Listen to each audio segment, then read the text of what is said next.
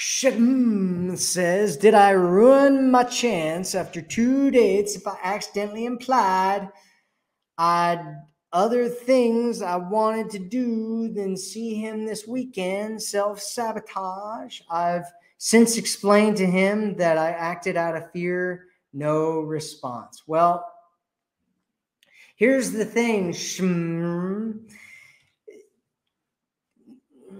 It's more likely that you are sabotaging things right now than it is that you sabotage things before when you implied that you had other things going on that weekend.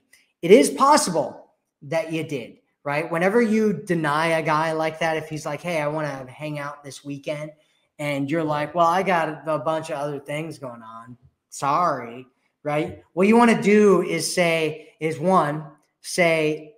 I'd love to hang out with you this weekend. I'm going to be really busy this weekend though, and I've got a lot of things. So I think maybe next week would be better. And then, right. So first you're telling him that you do want to spend time with him. This is the best way to reject a guy, right? Where you want him to continue moving towards you is you tell him that you'd love to hang out with him, but that you're not going to be able to do it this weekend because of whatever things you have going on. And then what you want to do is give him an alternative date that you want to meet up with him later, right? Like, hey, can Monday work? Or, hey, I'm going to be free Tuesday evening. Let me know if that works for you. And then he can come back, right? So whenever you're communicating back and forth, especially in the early phases of dating, you want to think of it like ping pong or a tennis match or I don't know, one of those games where you're hitting balls back and forth to each other, right? And so you hit it, he hits it, you hit it, he hits it, you hit it, he hits it, right? And you want to continue to let him know that you're interested. And if you're not available, you want to open things up to let him know that you still want to see him and that there's another possibility, right? And then you put it into his hands, and then if he's going to be available during that time, can tell you when he's going to be available and all that kind of stuff. And then you can go back and forth until you guys end up meeting and going on a date and falling in love and, having little babies together and buying a house and white picket fence and a little dog named Toto and all that kind of stuff, right? All that kind of stuff. It's going to happen in your future there, Shem. And so what you don't want to do is come from a place of insecurity, which is what you are talking about right here, where you say that you acted out of fear and all this other stuff. Like that is not what you want to do, right? You don't want to do that, right? Like, oh, I just screwed up and I was acting. No, right? Because basically what you just did is you threw a bunch of insecurities that you have onto the conversation, and you're not even third date yet.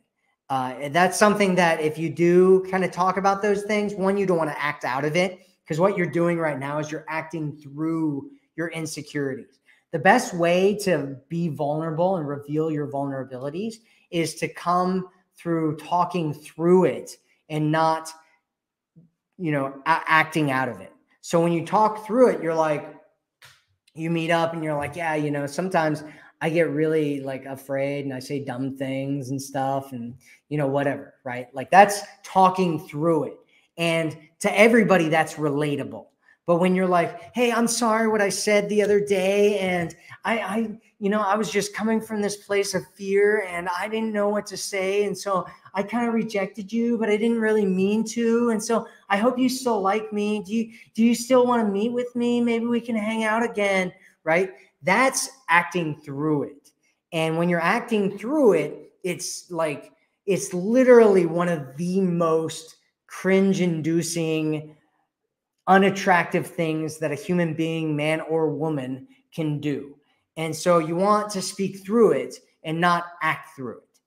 I hope that makes sense there. I know that maybe you've ruined things with them. Who knows, right? Who knows? My suggestion is that you don't try to ruin anything anymore with them, right? And just give him some space and let him come back. And if he's still interested and still attracted and there's enough attraction there from the beginning, then it won't be a big deal. If he wasn't that attracted to begin with and it was just something that he was kind of doing, but then you kind of spewed out your insecurities and it kind of like repulsed him and whatever, then it's okay. Just use it as a learning experience, right? And in a space where you can grow from and say, how can I use this experience that I just had to be stronger and be better and create a better life for myself in the future?